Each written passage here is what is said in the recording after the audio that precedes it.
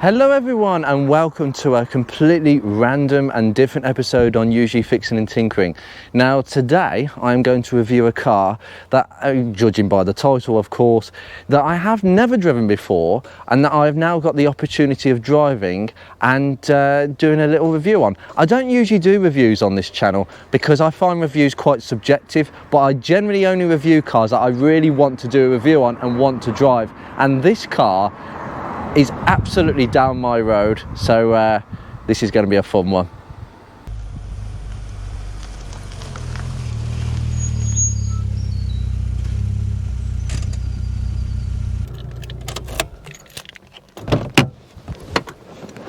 Well, I bet you didn't predict that. A Rover 216 Coupe, but not the manual, the CVT. Yes, ladies and gentlemen, they actually put the CVT gearbox that is famous for being on Beatrix 45s, 25s, the NGF, the MGTF, on the Coupe. Believe it or not, they actually did it on the very, very late Rover R8. What an amazing find this is, and not far from me either. In the late days of the Rover R8, they pretty much cancelled out obviously the 200 and the 400 hatchback and saloon. They continued the saloon, the cabriolet, the coupe and the tourer. And obviously majority of them are manual gearboxes as usual, but this one is a CVT where Rover were hoping to reduce their they reduced their reliance on Honda for the actual Honda-matic versions in the automatic versions. Beforehand, Rover had to go to Honda for the automatic variants, but now Rover is actually, with a collaboration with ZF, basically they could now use the K-Series with a CVT gearbox, and this drives so well it's untrue. Let's go and take a further look. And here she is in a close-up in Nightfire Red, which is, I think, one of the nicest Rover colours you can get on any Rover from the 90s. And this is something of a rarity being with the CVT.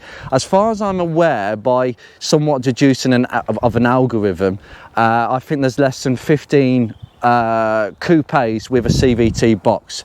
This gearbox was only available on the very, very late coupes, cabriolets and tourers after about 1995, when virtually the R8 had been replaced by the Rover HHR and the R3 irrespectively, and therefore the R8 was a bit of an out-of-date car, but still pretty competitive, strangely enough. And they kept on selling, and I think Rover just wanted to make the most of the old tooling instead of sort of having to cancel it completely. People still bought these, and if you wanted something a bit more special, if you wanted a practical tourer or sports coupe or something with an open top cabriolet, then buying an R8 at this time was really good buying advice.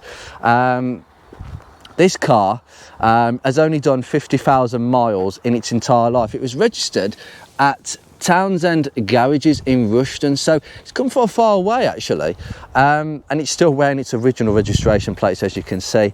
Obviously, being the facelifted R8, we've got the chrome grille, and we still have some bonnet bulges, which you would have, well, which was primarily designed for the 2-litre T series. By this stage, obviously, Rover with the CVT was also using the Rover K series engine as well. Instead of relying on the Honda D series, Rover's reliance on Honda was severely reduced. And you could clearly see here, got these fantastically lovely wheels actually, that I think these are pretty original to most coupes at this time. And if we just go inside the interior with this, that door handle is that's just classy. A flush door handle. Why did they get rid of the flushed door handles? I mean, that looks just so cool, it's untrue. And now all car manufacturers have flushed door handles, or don't even have door handles, literally. But we've got a frameless door as such. So that's really nice and lovely. And we've got this lovely red, blue, green, yellow sort of striped sort of fabric material, which do not sag. They generically stay in position, and this is a really nice high quality plastic. This is a nice little soft material as well. Really nice and quite weighty actually. I mean, it shuts. That's a nice sort of Honda-ish clunk, as you can expect, obviously being based on a Concerto, so a completely different floor pan to what you'd have got on a HHR 45, which was a Domini platform. A lovely nice little chrome strip here that were tread plate, I should say. Very dainty, very thin. The sills on these are not very big at all, and you got these lovely plush straight pile carpets that you would expect in a Rover of this age. But you're greeted by this lovely interior with this again lovely striped sort of red interior with these lovely soft sort of fabric material on the seats, which are just a quality. It's almost like an endemic to the Austin Rover days, where the seat materials didn't look entirely attractive, but at the same time they were just durable. They never sagged, they stayed in the right place, and they've actually relied themselves to be extremely durable. I mean, look at the driver's seat, and there's barely any I mean, there's a little bit of bolster, but nothing much, and that just needs a little bit of a clean. It's really held together really nicely. And obviously you've got these slide ups as well, and in the back, if you just slide in the back, ooh, get in. I mean, I'm 6'3", and this passenger seat is actually further back from what it needs to be, but I could just squeeze in the back here, absolutely no problem. We've got this tiny little quarter window here. We've got some, fur material instead of this being plastic. Well, this bit is anyway, and then obviously you've got the partial self behind you. It's really nice actually, in these lovely contoured seats at the back. You've got this, obviously there's only two seats at the back, being the coupe, and you've got this quite big bulge in the middle, but it's really comfortable, very comfortable indeed. I love the way the quarter window comes back. It's really nice, and this was pretty much done at the same sort of time as the Rover 800 Coupe, which was even more stylish but quite a huge car. Whereas if you wanted something cheaper than an 800 Coupe, this is what you bought. Oh, we've got familiarity in the security sensor system, and yeah, these things do like going off when they want to. We've got a little light at the back here with just an on and off setting really. A cute little LED that's been put in there, and obviously we've got a twin set sunroof, so you've got a split sunroof as usual, something that I've not encountered before on any car that I've owned. But very cute, very dainty. The owner's fitted an aftermarket mirror just for a bit of security, particularly when reversing. But let's just pop this forward and just head forwards. Oh, let's just get in. Oh, right. So the interior wise, we have the later dashboard, which was the R3 bubble dashboard, because obviously a Rover R3 is an R8 but shorter overhangs at the front, but the same chassis. It's actually slightly modified, but same width. So they could use the dashboard off an R3 straight in the R8. How about that? I'm not as a fan of this dashboard. I don't think many people would say that this was really particularly that nice in this car, considering comparing to the earlier dashboard. But at the same time, it's actually a little bit cheaper. Soft touch feel. I mean, that is soft. It has a little bit of give in it, but not too much give. Again, you've got these quite chunky air vents, and it's nice to see that this air vent, which tends to break up, is in really good condition. I won't touch it as a result. They tend to break. I don't know why. And then we got this inset clock over here with this piece of wood trim that looks like Rover kind of, well, when they were designing it, we think, well, we need to have a bit of wood in the dashboard. Let's just chuck a bit of wood there. It doesn't particularly look very integral. It just looks like let's tick a box and just put a bit of wood there, a bit of fake wood, but it doesn't. It didn't entirely look appropriate, but at the same time I can see their thought in doing so. Little plastic air vent there as well, but yeah, very clunky indeed. These, by the way, you only have to pull this a slight bit and the door opens. In fact, if I just demonstrate, Bit more than modern cars, obviously, but I've known cars that you have to pull it all the way out, certain Fords. And oh, we recognise these switches. Yes, these famous up and down switches. Obviously, we've got electric windows in this car as standard. And then we've got a blank switch, which could be for, I'm not quite sure actually what that would have been for. Somebody can remind me in the comments. Hazards, which alternates quite alternatively on the dashboard. Nice clicking sound from the relay. Rear obviously heated rear screen, fogs, both of them. Got these clunky little dials on the dash. I quite like the feel of them actually. Obviously we've got ventilation control, circulation, or just straight through the car. I quite like that as well. Little bit on the stiff side, but again, so 80s 90s sort of feel to them. And this lovely fake walnut, it's exactly the same as this. It's just been matched up over here, and obviously you can have it to the face or you can have it completely off. That's an interesting control feature. Usually that would be part of that, but I think that's an additional feature. Obviously modern radio, most of the Rover radios are not here no more because most of them are packed up, or generically they've been fitted for something a bit more modern and usable. A cigarette lighter that has barely been used, and an ashtray that is no longer an ashtray, but it seems to be a parts bin tray, which is very, very useful. Just slide that around. In fact, there we go, get it around the gear lever. And we just got a little cubby hole down there, which is really nice. And we as we move back, we're confronted with this very weird gear lever. No, it's actually a gear lever that I think was fitted to Rover 800s, or that might have been a slightly different handle, but you've got a button on the underside that you just pull up and you just bring it back. Now this gearbox is not the electronic form of the CVT, which I'll go into in a second. It is simply a kickdown cable linkage to the gas pedal. It's very, very simple system. No ECU, nothing like that we've got in the Steptronic step speed models. It is the early form of the CVT. In fact, exactly the same gearbox was fitted to certain Fords called the Ford CTX, and it does whine in reverse in the same manner. Handbrake, yeah, this is pretty familiar, and no introduction to that because I have to hold this all the time in the Rover. Just exactly the same sort of gear lever. Nice little, that's a nice little sheet. Quite plasticky actually, but like a little cover sheathing. This material covered console, that's really nice as well, and it clicks quite.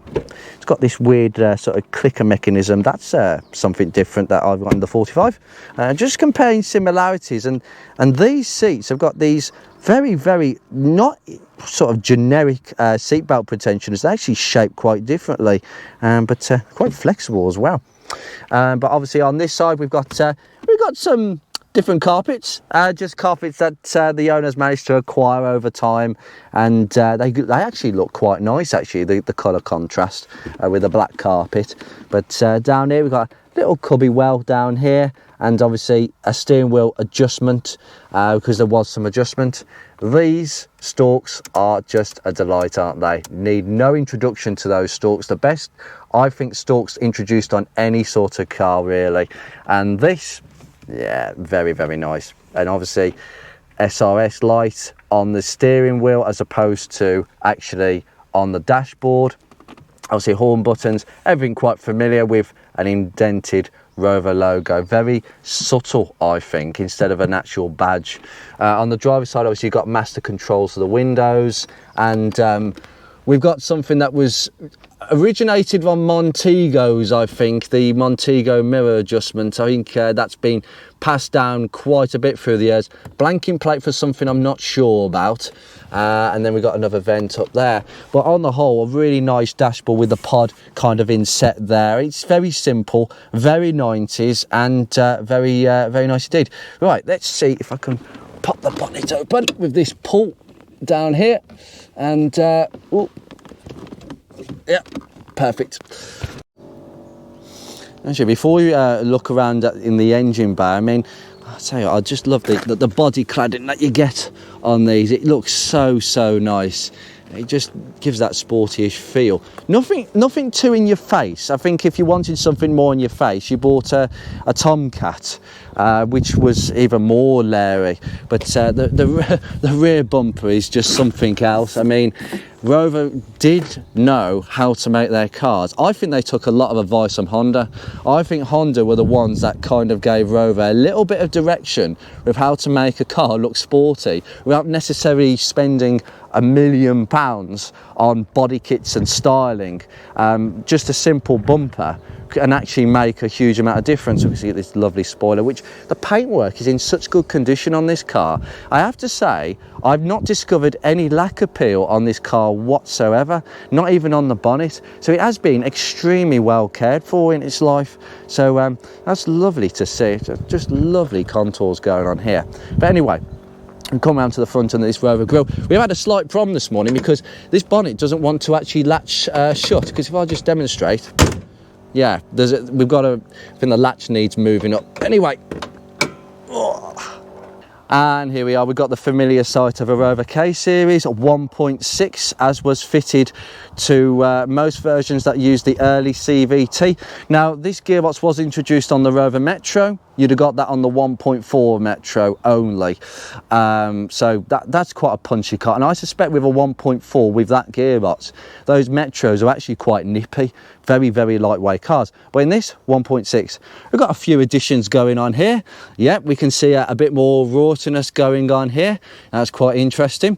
And I have fitted one of these before, and I think we're getting a bit more raughty of an exhaust. This is a nice little feature, this oil cap as well, that's been fitted later on. Now, obviously, this is an early style engine, so we've got some sort of dizzy cap going on, so distributor system. It's not quite a coil pack system on these. I think these would have used a MEMS 2J ECU, if I'm not mistaken. Someone will correct me, but it's not MEMS 3. MEMS 3 was the one with an ECU at the back generically, especially on a 45, and you got a coil pack with distributorless ignition. But this isn't completely distributorless, so we still got a cap, we've got leads, you know, hidden by this very nice single cover just here with these two screws with Rover stamped on the block. Really nice with this black cam cover. I was just looking at this earlier to see about the minute differences there are, because it's actually somewhat a very similar configuration to Beatrix. We've got the lovely CVT gearbox with a dipstick that's still intact. I was hoping to steal that, but unfortunately the owner actually got there first and told me he was watching me. And then we've got the CVT cooler right at the front, which is actually on Beatrix it's mounted here, but on these cars it's mounted quite vulnerably at the front. I wouldn't like to be in a front-ended accident in this. Well, you wouldn't want one anyway, but that's not the point, because getting these are quite difficult. So yeah, interesting position they've put that in. But overall, same gearbox, and it is exactly the same as you'd have got in a CTX. But this car, it has a kick-down cable, which is this thing. So it goes off the throttle, and there's another bracket that takes it right to the front of the gearbox. So there's no electronic stepper motor on these, no ECU. It is purely mechanical. It is almost a carbon copy of the CTX that was fitted to many Fords of the same age. Only later on, they gave this gearbox an ECU, a stepper motor with a program software, and that allowed the gearbox to have a sport mode and separate manually adjustable gears, which I find is a complete and utter waste of time, and it was a marketing gimmick. So this gearbox offers absolutely no less advantages than the one I've got in Beatrix. It's just more simpler, and for me that makes it a lot more easier to live with. This gearbox is the second, I believe it's the second gearbox in its life, because the first one packed up after 18,000 miles. That's quite common to hear, particularly at low mileages. But generically, when these gearboxes have done 30,000-40,000 miles, it's a good one. That's all I will say on the matter. And this one's done 32,000 miles in this car, and it runs absolutely fine, and it behaves entirely the same as Beatrix, which is very nice to know from my side of things, and and the owner's side of things. Over here we've got some interesting different pipe work at the back, and I've just been looking at the cooling rail, which looks a bit rusty, but the owner knows to look out for some brand new ones. You will see this car on the channel again, because I've no doubt that a few things that I can give the owner a bit of a hand with, but it's all nicely arranged at the back here. Charcoal canister, fuel filter, expansion tank, got a couple of electrical connections. That is presumably for the ABS system, or just as far as I'm aware, this car doesn't have ABS. I've just been corrected. This will be some sort of simple modulator from the actual servo. So you have the servo here from the brake master, and I believe that will be a very basic rudimentary form of a form of an ABS, but it's basically a brake compensating valve just to reduce, I believe, a lock-up at the rear brakes. That's basically what it is. We've got a completely different engine mounting, which you'd have got on the early K series engines. Very different to later on, but you still got a bush, a top bush to reduce the swing. Power steering at the back, operated by a tiny little fan, what I call a fan belt. It's absolutely stupid.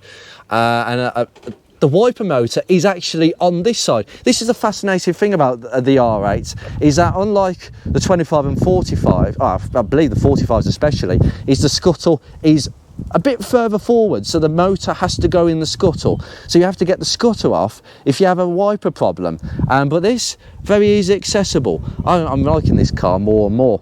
We have got a strut brace. The purpose of the strut brace is so that I can lean on it while working. Well, actually not really, but it might do some stiffening, it might help. I have felt that on the drive down here. But lovely engine bay, and well, shall we take it for a drive? Cap on.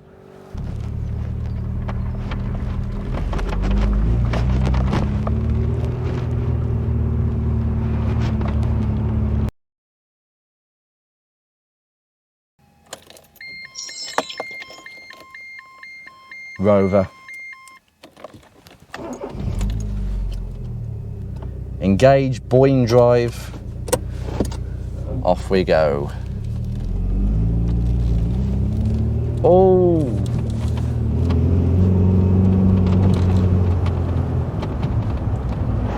pin sharp and pointy. Yeah, I can feel the directness, all that Honda engineering underneath of this thing, and this drives exactly like Beatrix. Slightly jerky setting off and jerky at roundabouts, but overall it just goes. Doesn't jump between ratios, it just slides between the ratios, and it just grips and sticks. This is so familiar but sporty. The steering wheel is exactly where it needs to be. I'm low down, but not too low down. Actually, as I'm sitting here, it feels like I'm sitting the same height above the ground as in my Rover 45. You wouldn't think that. You'd think, oh, coupe, automatically I'll be sitting on the floor. You're not on these, which I think is why they're so endearing to a wide group of people who, well, some people prefer the low seating style position, but actually this would appeal to older customers who actually think, well, I like a Rover, but I don't want something too low and sporty. But this is like, in all manner of respects, actually, this is probably the middle-aged man's car, but with a midlife crisis? Maybe not, I don't know. Just engage the low range, because we don't have lower gears, so if I put it into low, RPMs go up to about 3,000 RPM, put it in drive. Yeah, the gear lever is a little bit stiff to move between gears, but the idea of this is you put it in drive and you leave it in drive. This is really nice to drive. Would you say it to me? That's a bad question, that is. This is the problem when I review cars that I really want to own. I'm just creeping along in this traffic, and it's just so easy to drive and so relaxing. Gap in traffic. Oh, yes. It is worth noting that the suspension will feel slightly different on this car, simply because this has Matheson struts. R8s have McPherson struts at the front, whereas on 600s, 45s, they have obviously wishbones at the front, which is purely a really big Japanese thing. I'll just do a little kick down here. Just incredibly smooth, but it's more raughty. The exhaust definitely brings a more raughty sound from the car. Very sporty, and it feels like it wants to go. And this is no slouch. Just because it's an automatic by design doesn't mean it's a slouch. The CVT will be in the right gear at the right time, and it very much overlooked. But I do dare say this is one of very few. About 10 to 15 of these survive today. That's it. I can't give an exact number, but very, very few. So if you see a Rover Coupe 216 CVT and you want one, grab one.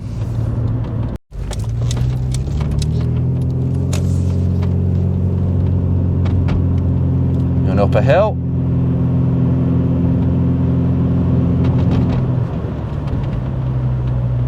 Yeah, the steering is incredibly precise and well weighted. It's not too light, it's not too firm. It feels exactly as Beatrix does in many respects.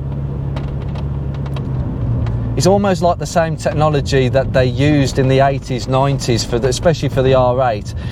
It just kept on going throughout the noughties, and that's not a bad thing, because if something's good, why replace it? And I think the 45 is definitely an example of a carryover from the R8 days, but nevertheless this car in its native design is utterly perfect.